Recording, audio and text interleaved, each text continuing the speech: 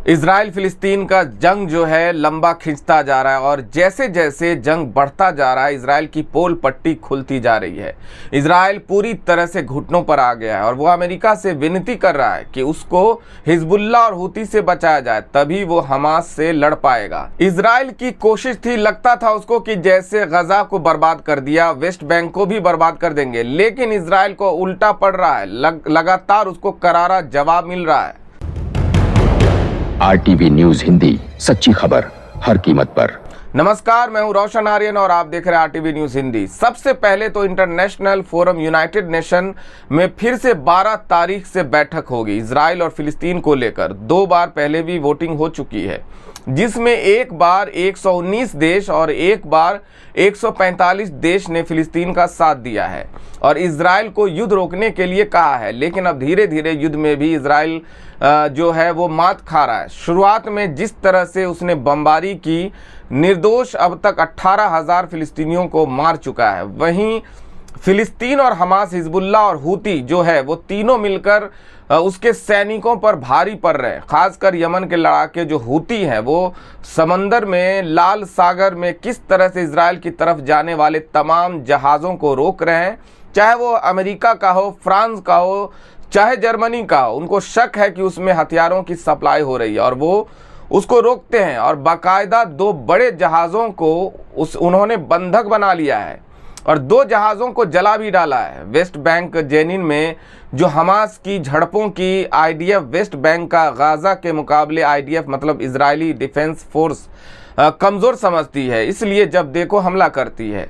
पर रेसिस्टेंस वहाँ खड़ा हो गया और आज इजरायली सोल्जर्स की खैर नहीं तो घेर घेर कर इजरायली सैनिकों को मारा जा रहा है।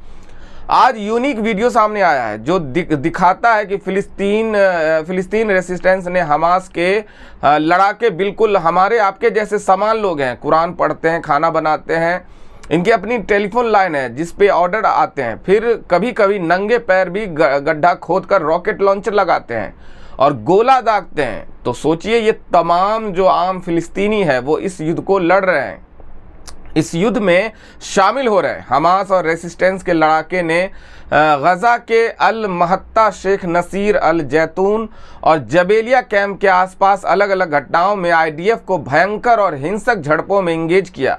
भारी गोलियों और आरपीजी गोले जमकर चले हैं। तो ये बड़ी खबर है जो मैं आपको बता रहा हूं। और फिलिस्तीनी रेजिस्टेंस और हमास ने गाजा सिविलियंस पर हुई इजरायली बमबारी का बदला गजा के पास सेटलमेंट्स पर काउंटर बमबारी किया और कई सेटलर्स गंभीर रूप से घायल हैं।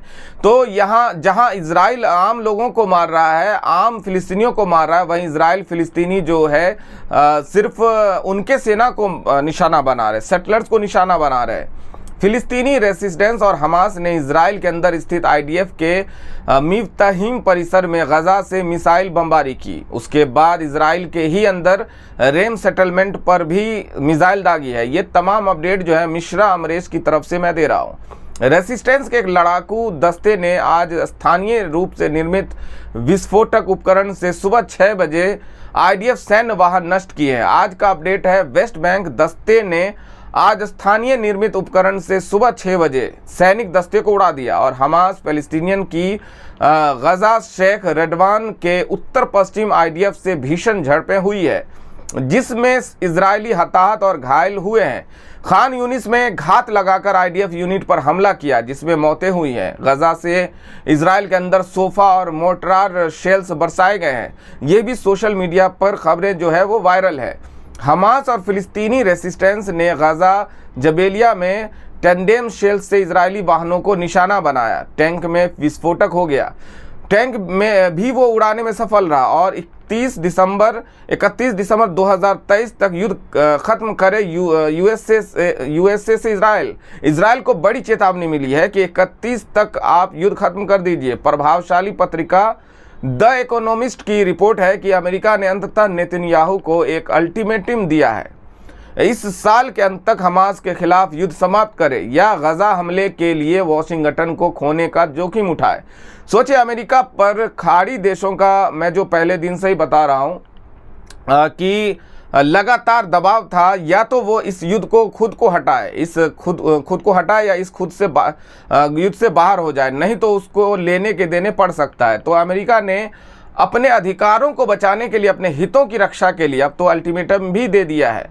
उसने 31 तारीख तक का वक्त दिया है कि या तो वो युद्ध खत्म होना चाहिए या हम पूरी तरह से इजराइल का साथ छोड़ देंगे। और इजराइल बगैर यूएसए के तो एक कदम भी नहीं बढ़ सकता। इसका मतलब है कि फिलिस्तीन अपने आज़ादी के बहुत करीब है और इस युद्ध में बेंजामिन नेतन्याहू जानबूझकर जो है रुका हुआ है, क्योंकि उसे पता है कि जब तक युद्ध चलेगा तभी तक उसकी सत्ता बची रहेगी।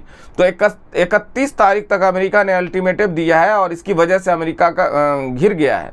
उसे पता है कि रूस, चीन, नॉर्थ कोरिया और ईरान जो है एक झूठ है। खाड़ी देशों ने साफ साफ अल्टीमेटम दिया था कि इजराइल की मदद बंद कीजिए या फिर खाड़ी देशों से अपना बोरिया बिस्तर, अपने बिजनेस, अपने सैनिक अड्डे और अपने सेना को ले जाइए। जिसके बाद अमेरिका लगातार मध्यस्थता कर रहा था। वहीं सोचिए कि किस तरह से अब साफ हो गया है कि खाड़ी देश बिल्कुल मानने के मूड में नहीं है और 31 तारीख तक लास्ट अल्टीमेटम दिया गया है। सीरिया में यूएस आर्मी के बेस पर भीषण विस्फोट हुआ है।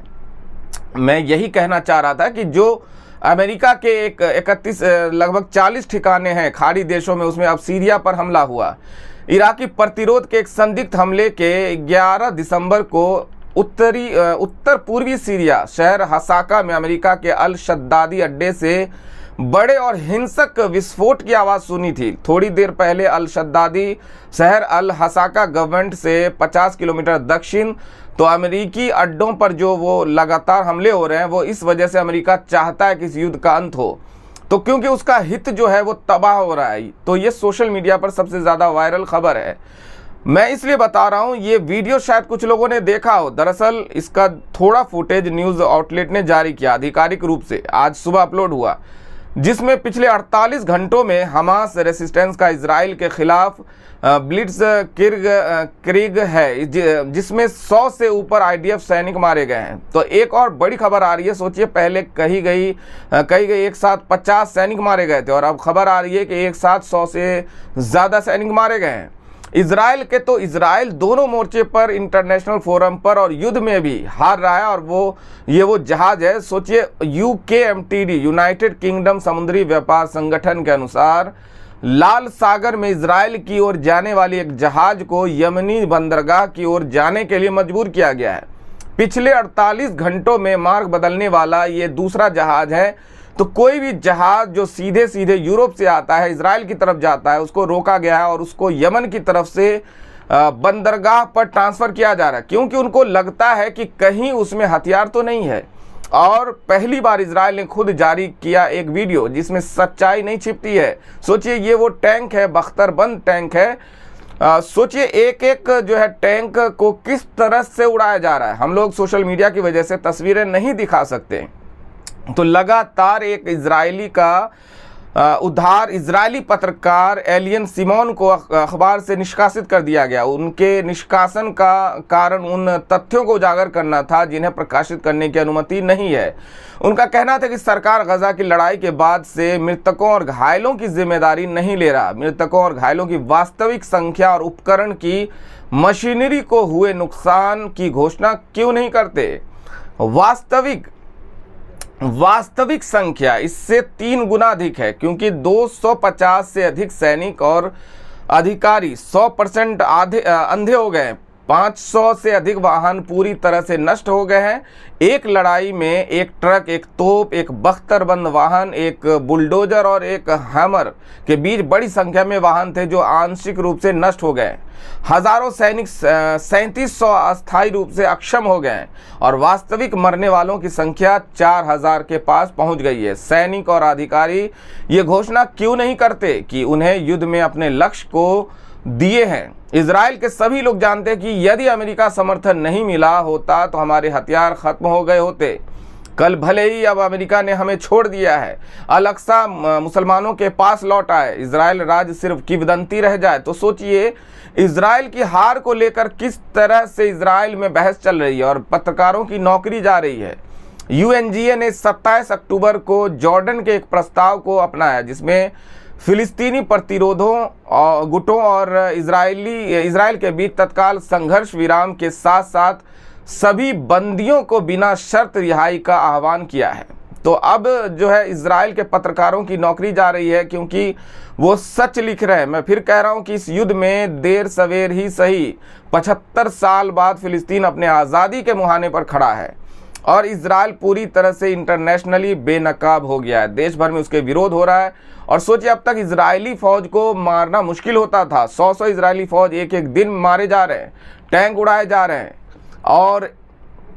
और इन खबरों को लिखने के लिए नौकरियां ली जा रही है। तो ये सब से बड़ी खबर है जो मैं आपको बता रहा था। वही अमेरिका ने अपना हाथ इस युद्ध से खींच लिया और वो इजराइल को साफ साफ कह रहा है कि आप 31 दिसंबर तक की युद्ध जो है समाप्त कीजिए। और ये सबसे बड़ी खबर है, देर सवेर युद्ध विराम भी होगा और इजराइल को अपनी सेना हटानी पड़ेगी। फिलिस्तीन आज़ाद होगा। संयुक्त राष्ट्र महासभा के अध्यक्ष ने 11 दिसंबर को सोशल मीडिया पर कहा कि संयुक्त राष्ट्र का 10वां आपातकालीन विशेष सत्र मंगलवार दोपहर 12 बजे से फिर शुरू किया जाएगा। तो मतलब साफ है कि ग्राउंड पर भी इजराइल की हार हो रही है और इंटरनेशनल फोरम पर भी वो बदनाम हो रहा है। तो ये 12वें दिन का अपडेट था जो मैं आपको बता रहा था और 11 तारीख को 100 से ज़्यादा इजरायली सैनिक मारे गए हैं।